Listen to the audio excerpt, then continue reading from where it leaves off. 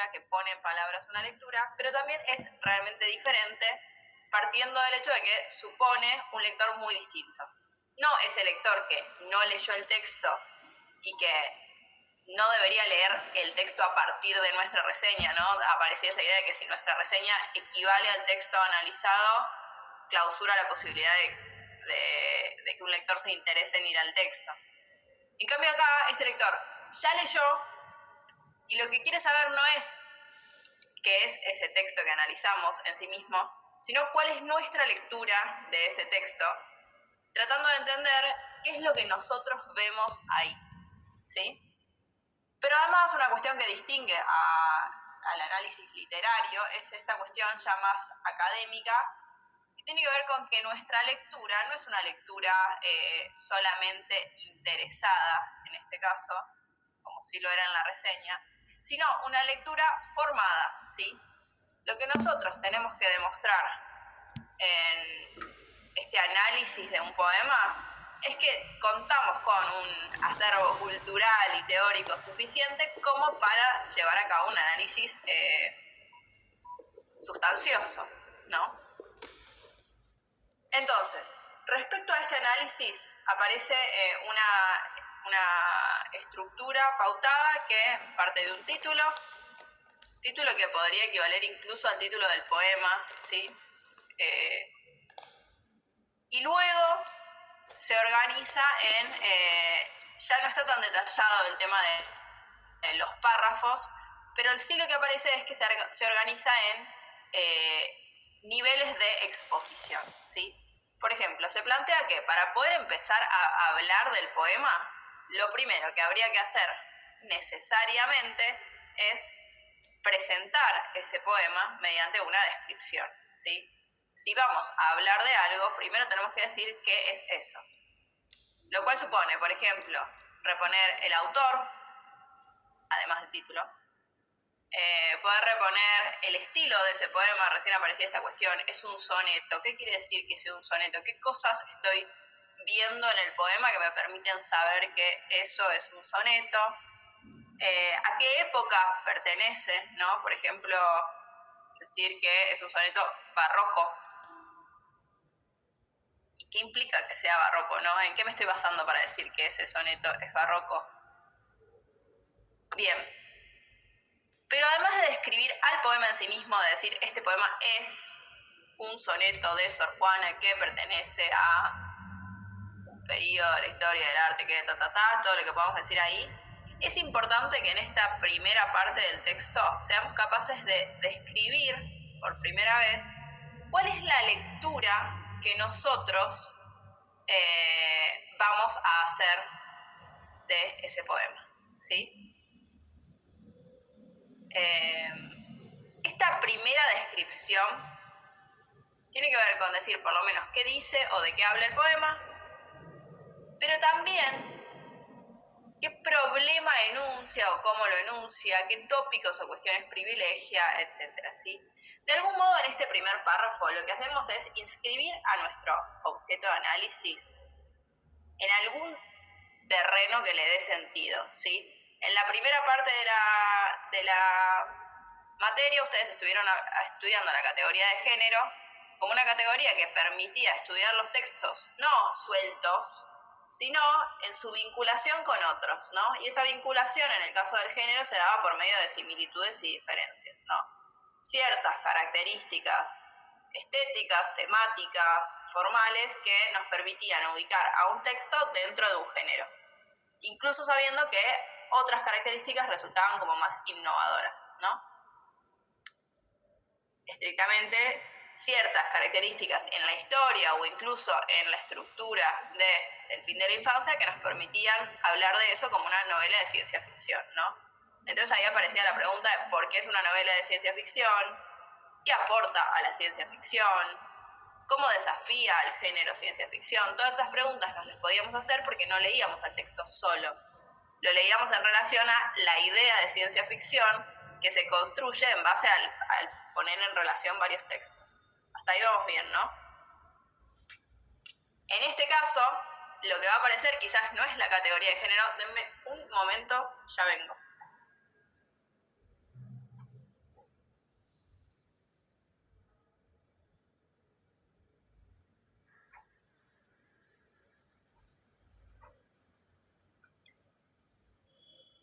no es ya la categoría de género como la veníamos viendo, o en el mismo sentido en que la veníamos trabajando, sino otras categorías que también nos permiten poner al texto dentro de algún marco de lectura. Por ejemplo, si hablamos de que un poema es barroco, lo que estamos retomando no es estrictamente un género, pero sí estamos retomando un periodo de la historia del arte que al mismo tiempo es un estilo, o sea, se asocia a cierto estilo de escritura, se asocia a cierto contexto sociopolítico que podría ser relevante, ¿sí? Decir que un poema es barroco es definir características hacia adentro y hacia afuera del poema, ¿no? E incluso preguntarnos por el vínculo entre esas características hacia adentro y hacia afuera del poema, ¿no? Es barroco. ¿Tendrá que ver que sea un soneto o que sea barroco? ¿Tendrá que ver que el tópico que trabaja sea y no? O, no sé, por ejemplo, ¿tendrá que ver que los poemas de Góngora tienden a exacerbar la muerte hasta priorizar como una visión de la fugacidad del tiempo por sobre el disfrute de la vida? ¿Eso tendrá que ver con que es un poema barroco? Y al mismo tiempo, que sea un poema barroco, que la estética, que el estilo, esa estética propia del barroco, ¿tendrá algo que ver con lo que estaba pasando en España en ese momento? Que antes haya Renacimiento y después haya barroco, ¿tendrá algo que ver con la crisis de sentido absoluto que se está viviendo en Europa en ese momento? Poder pensar al poema inscripto en ciertas categorías nos va a ayudar a eso, a plantear no solamente lo que el poema dice, sino a poder empezar a esbozar lo que nosotros le preguntamos al poema, ¿sí? Entonces, decíamos, un primer párrafo en el cual describimos el poema, describirlo en el sentido de decir qué es, pero entonces también en el sentido de inscribirlo en ciertas categorías, ¿sí? Y en un segundo momento, el planteo de un problema y una solución, ¿sí? Problema y solución que podrían equivaler a esa pregunta que me surge a mí a partir de observar este poema y la posible respuesta que le doy yo a esa pregunta, ¿sí?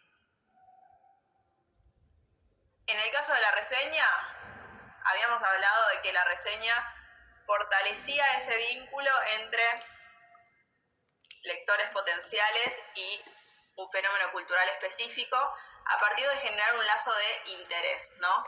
Era ese interés el que nos guiaba de principio a fin en el texto. Escribimos para fortalecer ese interés. En el caso del análisis de un poema, de este análisis literario más estrictamente académico, escribimos para demostrar que esa solución que planteamos a la pregunta inicial es válida, ¿sí? Que está basada en un conocimiento del poema, en una lectura del poema y no en pura especulación, ¿sí? Se van sembrando como distintas palabras, problema, solución. Antes hablamos del poema como nuestro objeto de estudio, hablamos de esta idea de inscribir al poema dentro de de categorías más grandes. Todo esto es lo que vamos a retomar ahora en la clase, ¿sí? Bien, entonces, primero describir el poema, luego plantear cierto problema, o sea, algo que necesitamos resolver en nuestra lectura del poema y proponer una hipotética solución, ¿no? Me parece que esto que veo acá como un conflicto se resolvería de tal modo. Que no quiere, algo que aclaro de antemano, cuando hablamos de un problema no sería... Es un poema muy exagerado, usa feas metáforas. No sería plantearle un problema al poema en el sentido de decir que hay algo mal en el poema.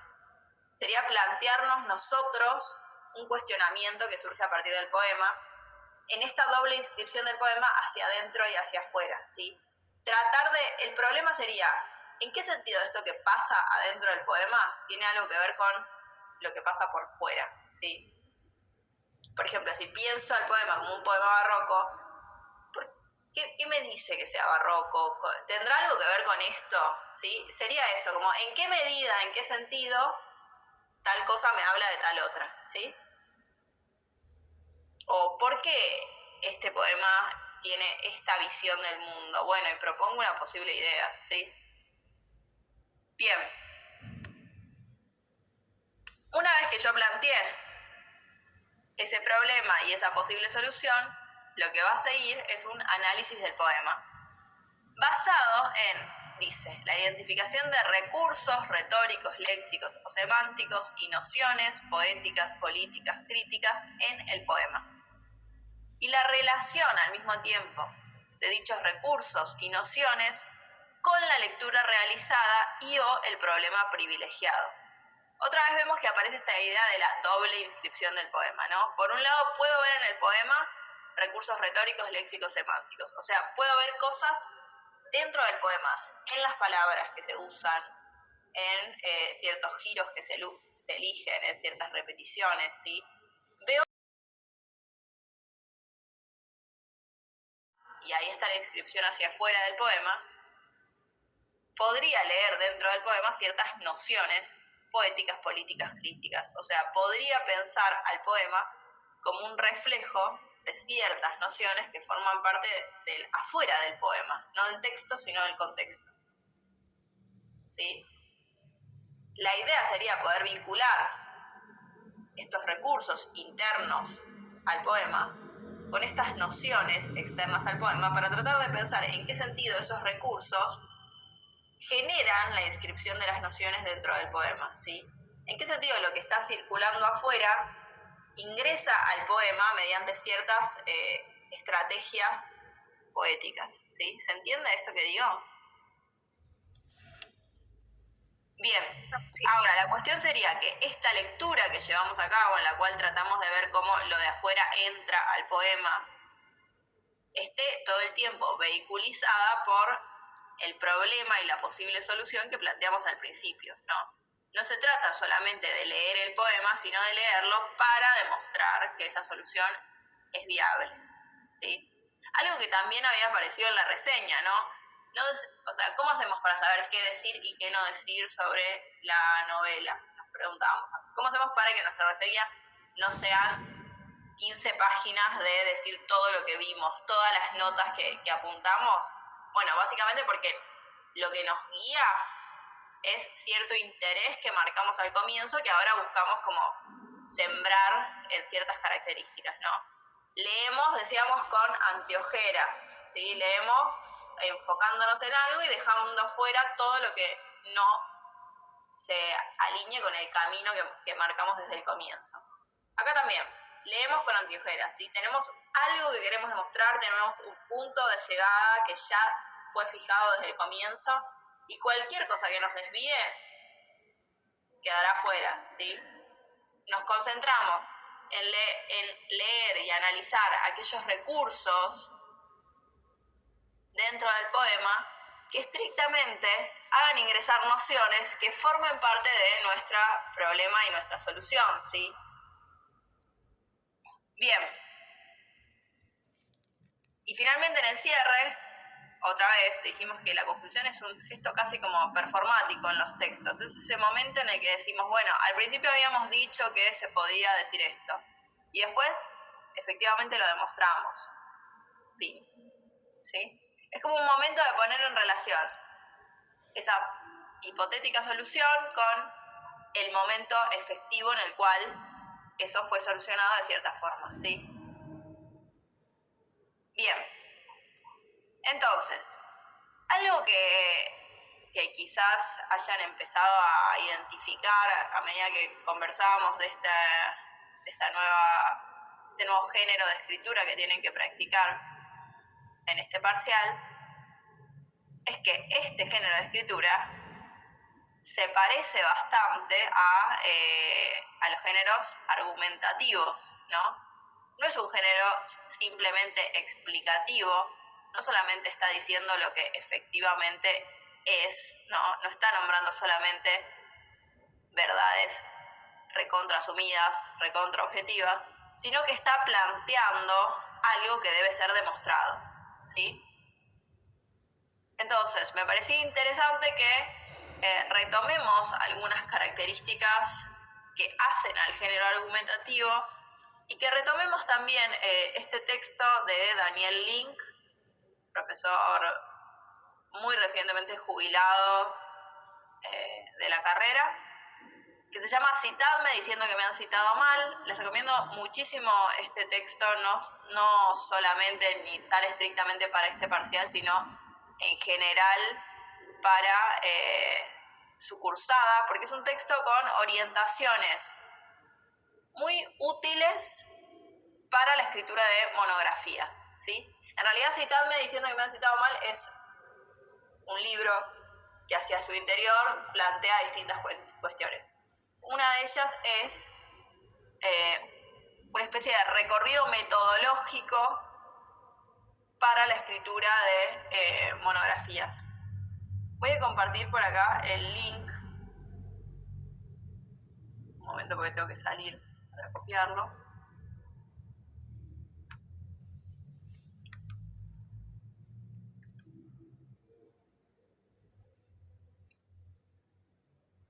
Es muy útil incluso pensando en los momentos en los que tenemos que preparar un final. Es decir, si bien el texto de Link se enfoca por sobre todo en la estructura monográfica, la realidad es que es un recorrido bastante útil para plantear cualquier tipo de texto oral o escrito argumentativo orientado a principalmente a las ciencias sociales y humanísticas. No sé si podría funcionar para otras áreas, pero para nuestra área es bárbaro. Entonces, en Citadme diciendo que me han citado mal, Link dice: dos precisiones teórico-metodológicas pues se imponen. La lectura de verdad, tiene dos límites: la descripción y la interpretación. Hay que encontrar un equilibrio que garantice la razonabilidad de la lectura. Si lo que predomina es el objeto y la razón del sujeto se pierde en el fondo de todo, entonces estamos ante una descripción. Eso que decíamos antes. Nuestro texto no solamente dice lo que el poema es, no se queda ahí, porque de hecho supone que su lector ya sabe lo que ese poema es, ¿sí?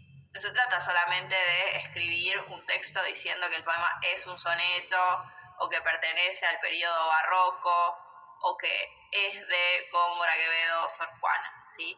Porque en ese caso nos vamos a estar quedando en la descripción, ¿sí? Que para Link es el límite menor, o sea, el límite de abajo, el piso de la lectura, ¿sí? No el piso en el sentido de reducir eso, pero plantea, eso es recién el punto de partida, ¿sí? Es el momento en el que arranca la lectura, es el momento en el cual podemos hacer una descripción de lo que acabamos de leer. Sin embargo, para llegar a la lectura de verdad, deberíamos superar ese primer momento descriptivo para acceder a algún momento de lectura ya más cercana también al sujeto, ¿sí? Si solamente estamos diciendo lo que vemos, estamos describiendo, ¿no? Si solamente nos quedamos en lo que el objeto es, estamos describiendo.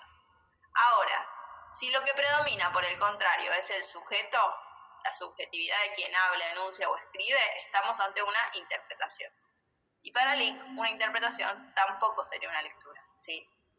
Es decir, si yo digo, esto es un celular, estoy describiendo. Si yo digo, me encanta mi celular, estoy interpretando. Pero del mismo modo, si yo digo,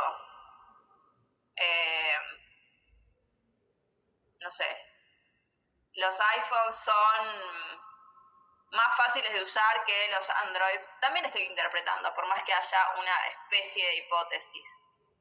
Si no hay un momento en el cual yo logro conjugar mi subjetividad con la objetividad del objeto, es decir, si no hay un momento en el que yo logre demostrar que lo que yo estoy interpretando puede ser observado en ese objeto en particular, no hay una lectura de verdad, ¿sí? Entonces, la lectura de verdad surgiría en el momento en el cual un sujeto evidencia algo no evidente en su objeto, o sea, en lo que está analizando, y procede a demostrar que eso que evidenció efectivamente está ahí, ¿sí? Que no es solamente algo que el sujeto ve o algo que al sujeto le parece, sino algo que está en el objeto, pero que no era tan obvio, ¿sí? Bien, entonces, que una lectura de verdad no sea ni una descripción ni una interpretación, no significa que no tenga nada de ellas, significa que es ambas a la vez. Es el territorio en el cual descripción e interpretación se conjugan. Bien. Y algo que plantea Link es una serie de pasos necesarios para poder acercarnos a una lectura de verdad de un texto. Lo primero que dice mucho antes del momento en el cual efectivamente nos ponemos a leer es que tenemos que tener en claro cuál es nuestro corpus y cuál es nuestro objeto. Y acá aparece una cuestión importante: corpus y objeto no son lo mismo. Llamamos corpus a aquello que constituye nuestro material de lectura, ¿sí? Y decimos que todo corpus tiene una variable de organización, algo que hace que ese conjunto de enunciados pueda funcionar justamente como un conjunto y no como un mero pastiche. Por ejemplo, si pensamos en este parcial en particular, hay un corpus que para ustedes ya fue seleccionado, ¿no? Hay una cantidad de poemas que a ustedes les asignaron.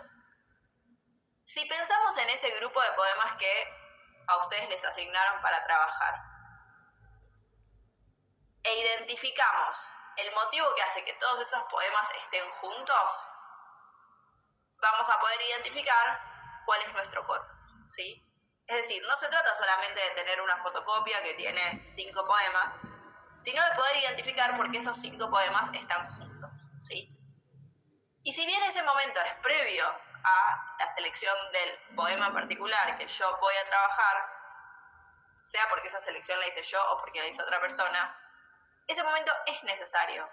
Porque si yo no tengo en claro de qué conjunto forma parte mi objeto de lectura, no sé cómo leerlo, ¿sí? Entonces, un primer momento fundamental para la lectura es ese momento en el cual un objeto de estudio se inscribe dentro de un corpus, ¿sí? En ciertos trabajos más avanzados de la carrera suele suceder que somos nosotros, o sea, que es cada persona que escribe quien debe además construir un corpus, ¿no? Uno de los mayores desafíos de investigadores de todas las áreas, ¿no? Investigadores académicos o no académicos de la literatura, es el momento de identificación de un corpus. Es el momento en el que decimos, podríamos leer textos de vampiros escritos por mujeres en el siglo XIX. Bueno, en el momento en el que yo digo eso es algo en general y no un solo texto en la existencia del mundo, es el momento en el que yo definí un corpus. Dije, hay textos que entran acá, ¿sí? Por ejemplo, un corpus podría ser, un corpus demasiado amplio podría ser la ciencia ficción, ¿no? Un género podría ser el punto de partida para un corpus. Pero en general los corpus se recortan un poquito más, ¿no? Si yo quiero estudiar un texto como texto de ciencia ficción, mi campo de análisis es muy grande.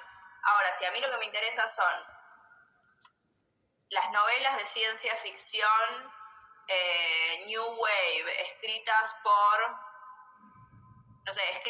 en Argentina, ya tengo algo más específico, ¿sí? Entonces, primer paso, ser conscientes de cuál es el corpus con el que están trabajando, ¿sí?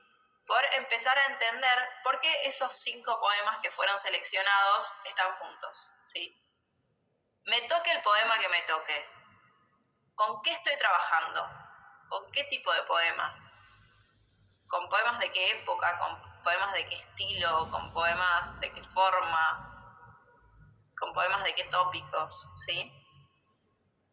Una vez que tengan claro eso, va a venir el momento de definición del objeto. La diferencia entre el corpus y el objeto es que el corpus es general, o sea, el grupo de textos con los que podría trabajar, y el objeto ya es particular, eso que efectivamente voy a leer en mi texto. Entonces, algo que es importante es que yo tenga en cuenta qué lugar ocupa ese objeto dentro del corpus. Por ejemplo, ¿es un texto raro dentro del corpus? ¿Es un texto que origina el corpus? ¿Es un texto que está condicionado por los otros textos del corpus? ¿Sí? Que yo pueda pensar este texto en relación a los otros me va a ayudar a entender bien qué es este texto, ¿no? Por ejemplo, si hablamos de poemas barrocos, probablemente no sea lo mismo hablar de un poema de Quevedo que de un poema de Sor Juana, no habitan el mismo barroco, no habitan la misma época, y sin embargo hay muchas cosas que permiten que esos dos poemas estén en un mismo corpus. ¿Qué tienen en común? ¿Qué tienen de diferente? Está bueno tener en cuenta esas preguntas en el momento en el que empezamos a trabajar, más allá de si esas preguntas se van a volver después nuestro recorrido de lectura o no, porque nos ayudan a entender bien qué estamos leyendo y qué tipo de problemas podemos plantearle a eso que estamos leyendo, ¿no? Por ejemplo, a un poema contemporáneo es raro que le planteemos como problema que no tenga rima, porque hoy día la categoría de rima no es tan determinante del género poético, ¿no? Es muy amplia ya la tradición de poesía con rima libre, como para que planteemos que eso es una particularidad de un poema. En cambio, si nuestro corpus es sonetos barrocos, sería bastante llamativo que un poema no tenga rima, y ahí sí podría decir, bueno, este va a ser mi problema de análisis. ¿Sí? Entonces tengo que tener en cuenta qué tipo de poema estoy leyendo para entender qué tipo de problemas puedo plantearle. ¿Se entiende esto? Bien, entonces, una vez que delimité un corpus y planteé y fue seleccionado el objeto en particular dentro de ese corpus que voy a analizar, viene el momento en el cual yo puedo formular un problema y plantear una hipotética solución, ¿sí?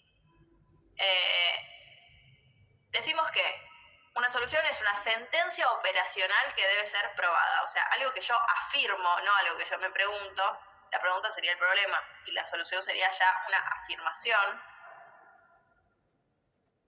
Y que yo lo afirmo como cierto porque lo voy a demostrar, ¿sí? Ahora, si yo no lo demostrara, flaquearía.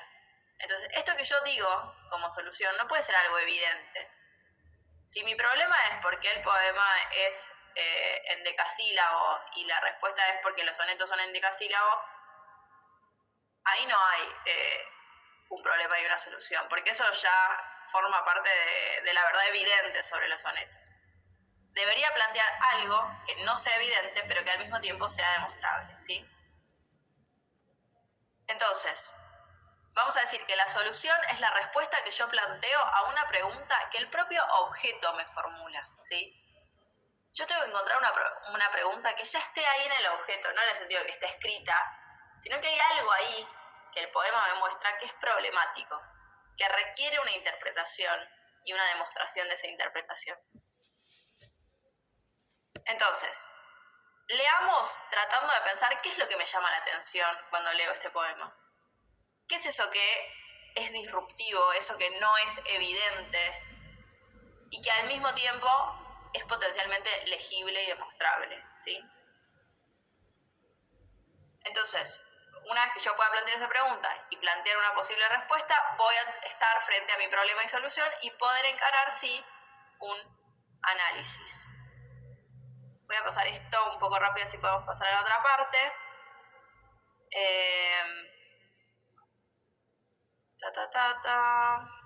Bueno, esto que decíamos antes, ¿no? Los límites de una hipótesis, los límites de un problema y una solución son los imposibles discursivos, o sea, eso que no puedo demostrar o que no puedo demostrar en el marco de esta pequeña lectura analítica que voy a hacer esta vez.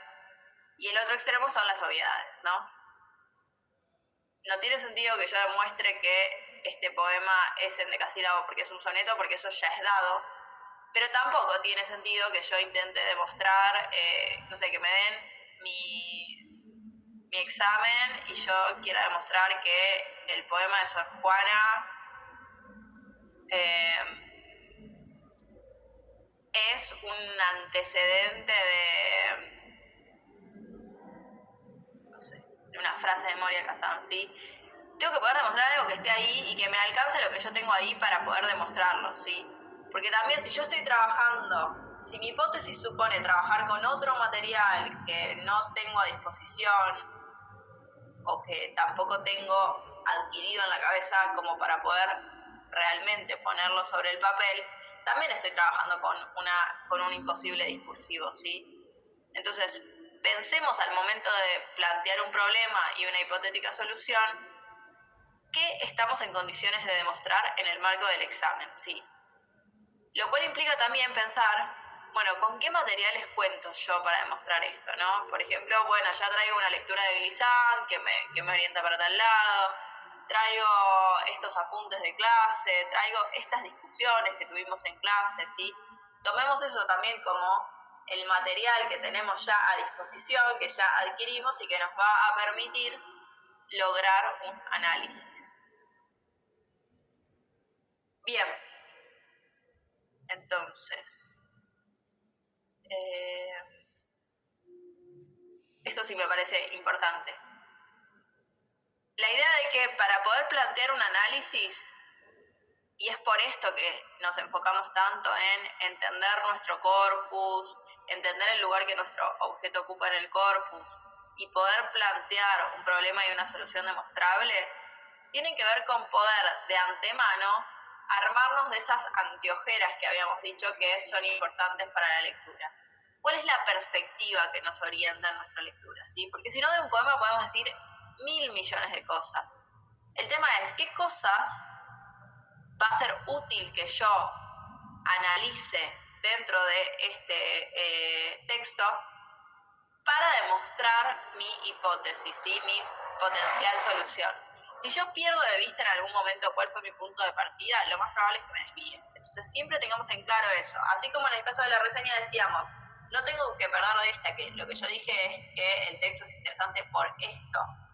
Y que entonces todo el resto del texto va a ser un poco demostrar que eso efectivamente sucede en el texto. Acá también yo digo, bueno, lo que yo quiero demostrar es esto.